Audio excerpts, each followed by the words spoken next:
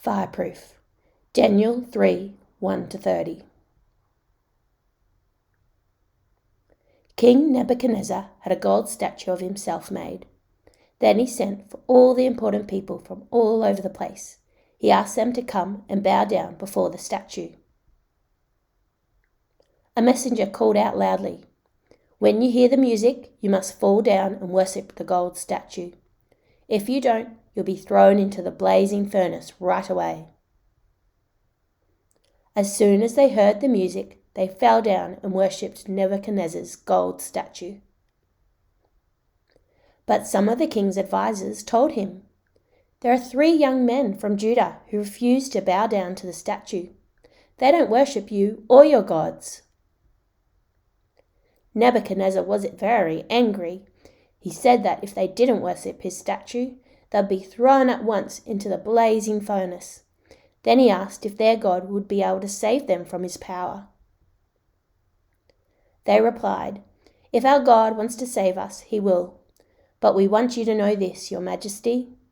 Even if we knew that our God wouldn't save us, we still wouldn't serve your gods." The king was furious with them. He ordered that the furnace be heated 7 times hotter than usual, and they were thrown into it. Suddenly, the king leapt to his feet. He was so amazed. He asked his advisers, "Didn't we tie up 3 men? Didn't we throw 3 men into the fire?" They replied, "Yes, we did, your majesty." The king said, "Look, I see 4 men walking around in the fire. They aren't tied up, and the fire hasn't even harmed them. The 4th man looks like a son of the gods."